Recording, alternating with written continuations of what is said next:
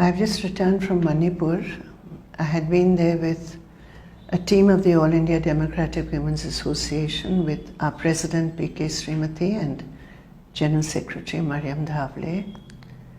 And we met a large number of victims, many women who were victims of sexual assault. And the reason why I'm speaking to you today is because the victims have asked us to expressly tell the women of India and the people of India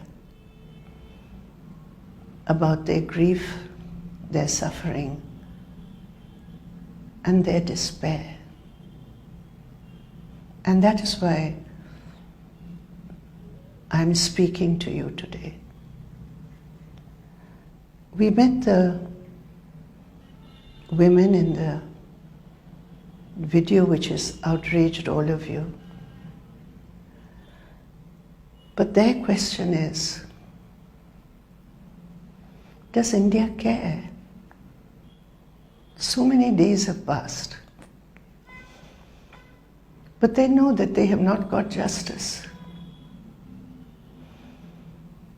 You know the facts, so I'm not repeating the facts.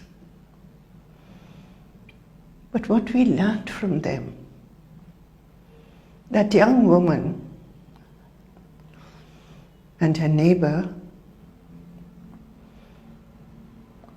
they were in the police jeep. They were actually in the custody of the police.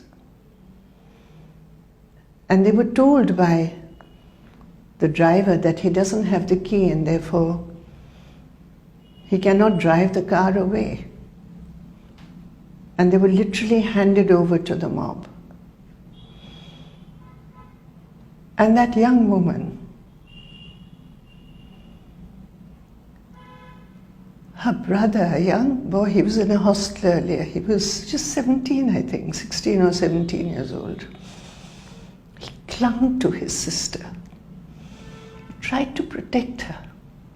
And they snatched him away from her.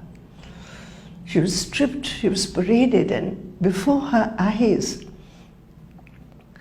they killed her brother. They killed her father. She saw it happening. And then, as you know, she was dragged away and gang raped. And then when ultimately she got to safety, she wants you all to know she couldn't speak about what happened to her for days because she did not want to burden her mother, who was grieving for the loss of her son, the loss of her husband. And therefore, for days,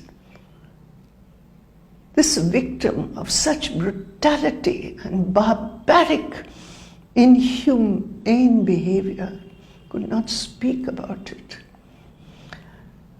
And today she is so deeply traumatized. They despair because there is no justice. No justice.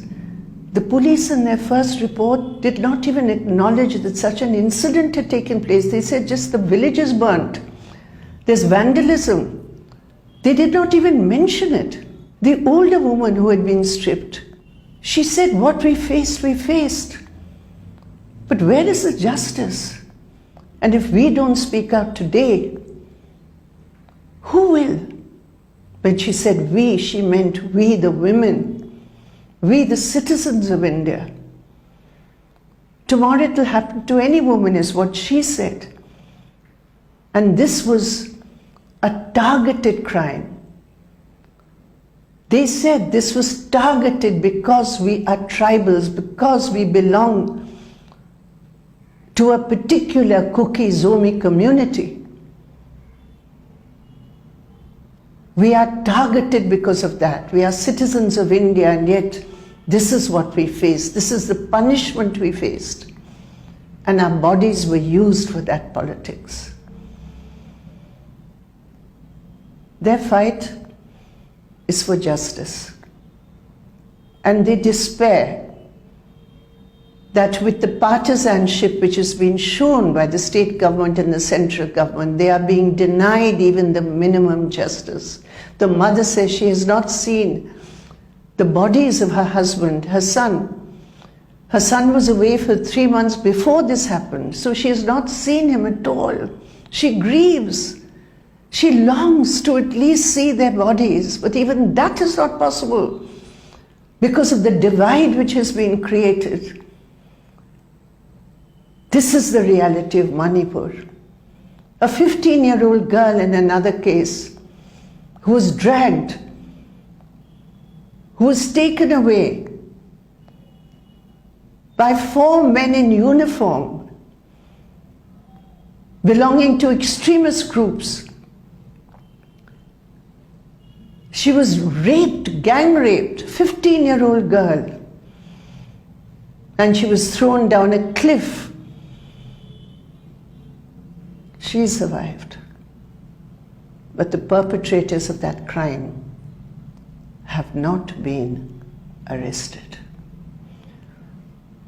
We met the father of Florence. We met the mother of Olivia, 2 young women who were working in a car wash.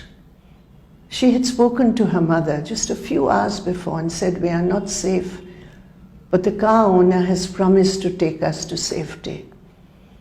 But the mother says he did not do so. He has not even helped in the investigation. There were so many employees there, many of them close friends with these young women who were sexually assaulted and brutally killed. But there's no justice for them.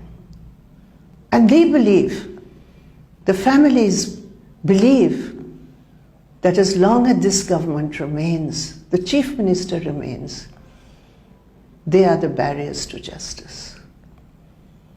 They want me to speak to you, not on their behalf, because when they can speak, they will. There's no internet now in Manipur. They can't convey all this to you.